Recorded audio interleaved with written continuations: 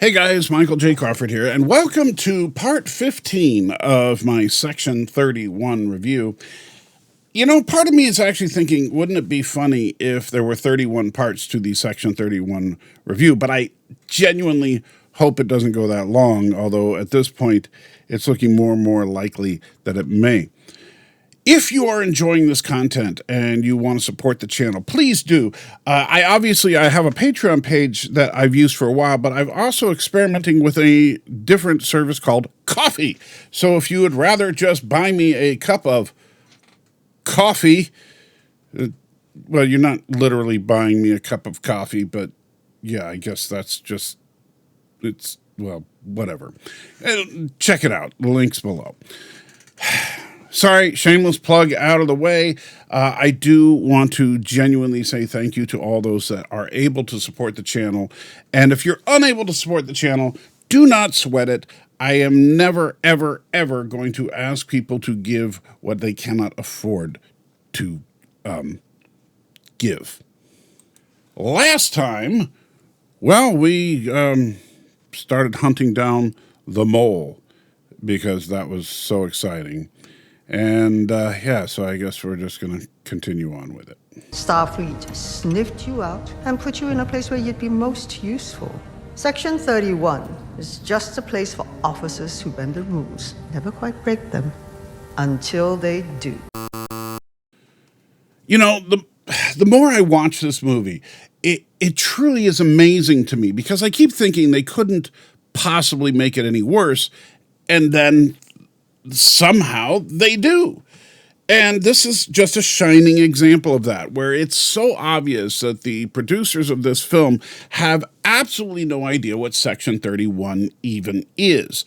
Based on Georgiou's statement, it seems like she's suspicious that maybe Starfleet put Garrett in Section 31 so that she would break the rules just enough to get whatever Starfleet's agenda was done. Which, just like I said, it makes no sense whatsoever if you know anything about Section 31.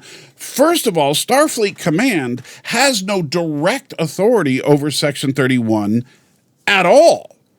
And so they can't just assign Rachel Garrett to Section 31, even though that's apparently what has happened here.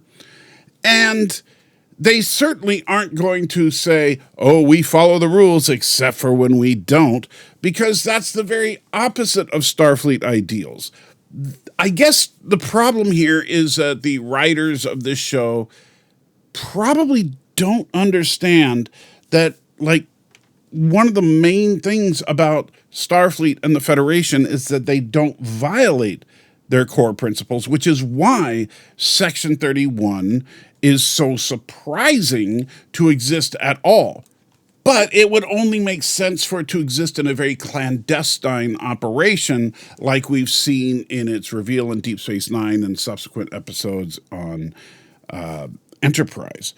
The kind of Section 31 is just Starfleet intelligence with a fancy name is, well, stupid.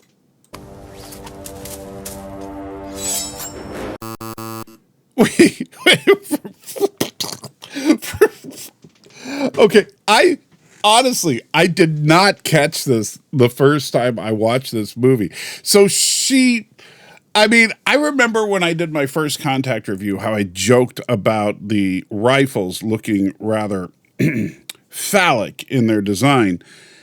And yet, Georgiou literally pulls out a floppy, flaccid little thing that then suddenly becomes erect in her hand, and she's going to stab Garrett with it. Yeah. Wow. So Georgiou is about to stab, I guess, Garrett with her not flaccid knife thing when Garrett is literally saved by the bell.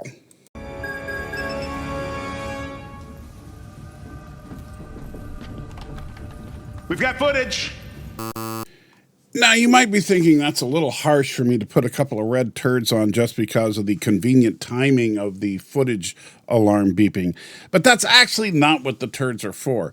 It's really more about the fact that basically they're just pulling body cam footage off of Zeph's implants here.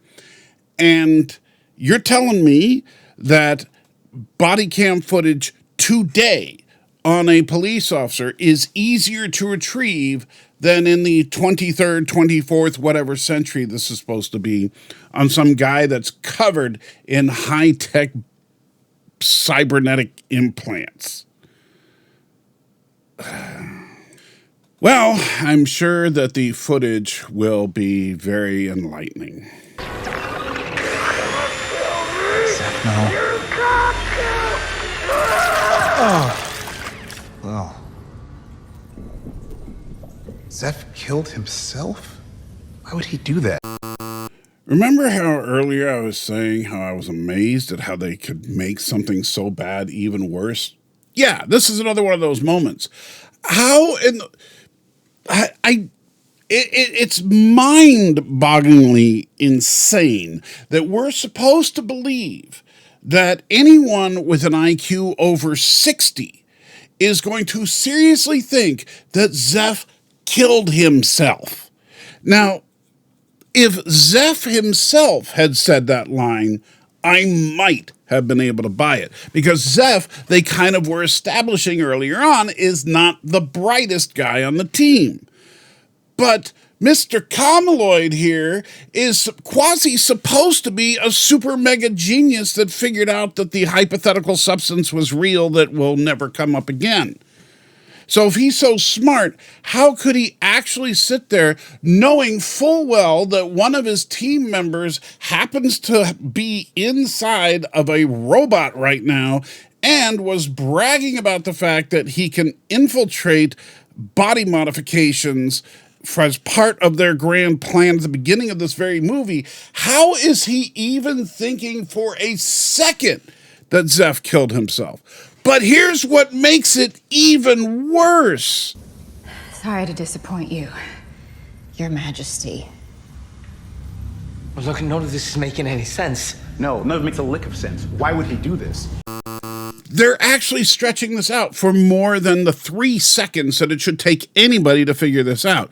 Everyone on the team should be staring right at their little microscopic friend there, because it's pretty obvious that Fuzz is the only person who could have possibly done this.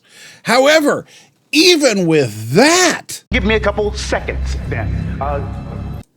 Okay. So Georgiou has the look on her face like, she's figured it out. So at least it wasn't too long, or she was trying to suspect anybody else, right?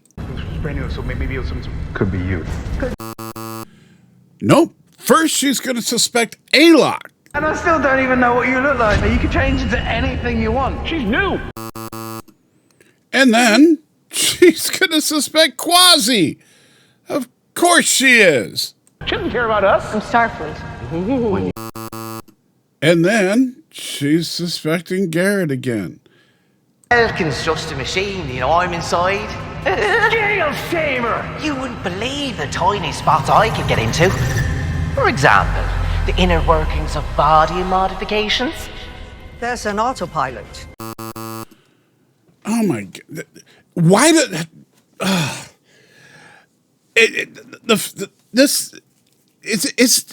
Am I really supposed to think that the writers of the show think this qualifies as some kind of plot twist?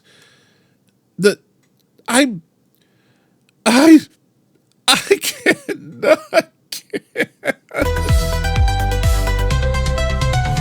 I hope that you enjoyed my video attraction.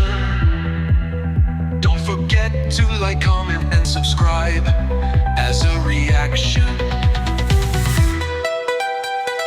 Please check the links below to check out the video I was riffing on. And if you like what I do, join my friends on Patreon.